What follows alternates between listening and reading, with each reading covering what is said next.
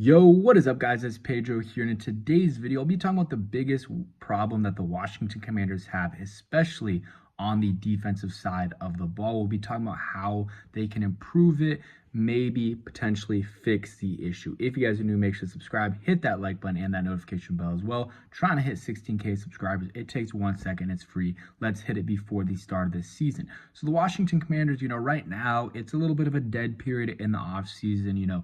They had the draft, which finished up end of April. So it's been a month since the draft. And, they have had some rookie mini camp, and then OTAs. But right around the quarter, we do have some offseason workouts. The Commanders do at least that, will take some attention.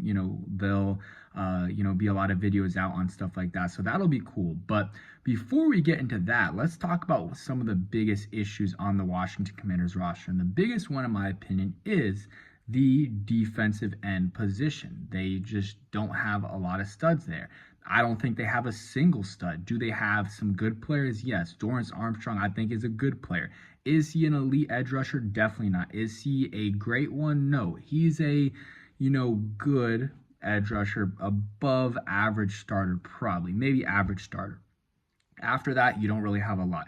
You have Clelin Ferrell, you have Dietrich Wise, who is a average to below average starter, but, can definitely play. Like I said, Clelin Ferrell, Javonte Jean-Baptiste, and then you have Jacob Martin. I'm trying to think of any other guys I'm missing. Those are the main guys. You do have some interior guys that maybe you can switch to the outside on some plays, but the defensive end position is not very good right now. And I think it could be an issue, especially when you're going up against, Saquon Barkley and that Philly offensive line. That's your biggest comp right there, is Philly, and their strength is their offensive line and their run game. And, the tush push didn't get banned, so they still got that. And your edge rushers, they're not great. Maybe they are better against the run, though. Maybe they are. And, Dorrance Armstrong, maybe he can have a big second year with the Commanders leap. He's played with Dan Quinn and Joe Whitt before, so it's not like it's a new system for him, but second year with the Commanders, it could be a better year for him. He had 5.5 sacks last year, but he had 3 in the playoffs, so if you include that, that's like 8.5. Maybe he had 3.5, so maybe that's 9. He had a really good, playoffs, push there. He really did. But in the regular season, it wasn't great. It was a little bit off and on for him. So hopefully he has a big second year with the Commanders. You're not expecting him to get 12, 13, 14 sacks. But if he can get you like 7.5 to 9.5 sacks, that's a good number for him. It's not just about sacks. Forced fumbles, playing good, against the run, and, setting the edge. Also, not being too aggressive and keeping the quarterback in his, running lane. So, if he, is too aggressive, then whoever they're playing, Jalen Hurts or whatever, scrambles too much out of the pocket and gets a first down. You don't want that. So sometimes, guys that are super talented, maybe they don't necessarily do that.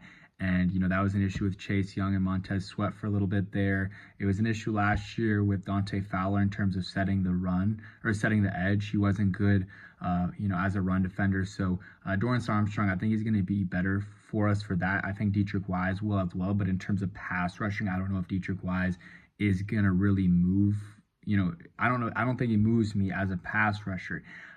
He's solid. He's a, good 4-ish, 5 sack guy, but as a starter is, not the ideal scenario to be in. But, Dan Quinn, Adam Peters, Joe Whitt, they're, clearly fine with it, at least on the outside looking in. It seems that way. They're not addressing it. So there are some guys available they could go for, Zadarius Smith, who I think would be a great addition, Von Miller, who I'm not too high on. Jadeveon Clowney would be fine, a little bit higher on him than I am Von Miller. You got Javonte Jean-Baptiste, who did show some flashes last year. He was, in and out of the lineup with injuries, but, that first stint where he played, beginning of the season, as a 7th-round pick in that rotation to get, I think he had like a sack and some, big plays before he got hurt in the first few games. That was huge. And, you miss a lot of time with an injury, that does suck. So I'm looking to see what he can do in his second year. Also, Clelin Ferrell had a good start to the season. I believe he had 2 sacks in the first 2 games, something like that. And he had a knee injury that was lingering and bugging him the whole season. That was definitely a big issue. So those are the in-house guys right now. And, just talking about them, seeing what they can do. I didn't mention Jacob Martin too much. He's a rotational guy. He's not even a lock to make the roster. Probably will, but not a lock. And then I'm trying to think, is F.A. Obata still on the roster? They also got the rugby guy from, I believe. So, yeah, pretty sure he's from Zimbabwe. I can't remember his name exactly, but I believe it's TJ. A lot of experience as a rugby player, very young. He's part of the International Pathway program, so will be interesting to see what he can do. They can carry him on the practice squad, with an additional spot, and it's not a big deal, so that's good. It doesn't count as, a practice squad spot, so they get an extra spot basically.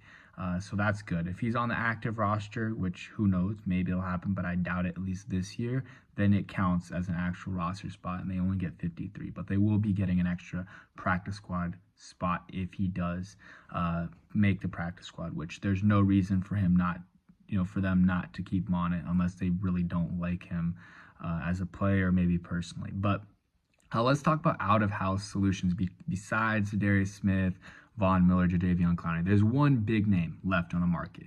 One big name, and that is Trey Hendrickson from the Cincinnati Bengals. They still haven't been able to, come to terms on a deal with him. And, he's very frustrated with them. I'm sure they're a little bit frustrated with him. It seems more of an ownership type of thing. The Bengals are known to really not pay their players. They just did pay Joe Burrow, T. Higgins, and Jamar Chase. But Trey Hendrickson's frustrated with them, and a trade could be made. I just don't know if that's with the Washington Commanders. They don't have a lot of draft capital. They have cap space, not a lot, but they have enough to make it work, especially if they move some cap space around or move some money around. They can definitely make it work. If they extend Terry McLaurin, that'll save some cap space just because it takes some money away from this current year. It lowers the cap hit for this year. Same thing if they want to do that with Laramie Tunsil. They can definitely make it work if they want to, but then it's also a draft capital. How much are you willing to give? You're also going to have to pay him, and I've kind of been talking about that, but you're going to have to pay him $30+ million a year. Could be close to 40, but it's going to be in that 30 mil range probably. And but like the biggest thing is the draft capital. I don't know if you're gonna, what you're gonna have to give up. At this point, it's definitely not a first. I wouldn't give up a second. If it's like a third or fourth, then that's a different story. I just don't think they would trade him for 4th, 5th, 6th, 7th round picks. So it would probably have to be like a 3rd round pick. It's looking like a day 2 pick, and then something else. So maybe you give up a player, some other future picks. I don't know, but the Commanders just don't have a lot of picks next year because of all the trades they've made, and the latest one being Laramie Tunsil. Takes a lot of their draft capital away for next year. So that's just something that it's going to be very hard for the Commanders to do, is trade for someone like Trey Hendrickson, where it's going to take a decent amount of draft capital, multiple picks, unless you're giving up a high pick, just like a 2nd round pick or a 3rd round pick. And then, maybe I don't know. I'm trying to think about other ways they could do it. They could also trade some guys too. Maybe that's Brian Robinson. There's some other players that they could maybe move. I don't know, and maybe get draft capital, but that's really it. So my phone's about to run out of storage, so I got to end the video, but hopefully you guys enjoyed. If you did, hit that like button, all that good stuff. Peace.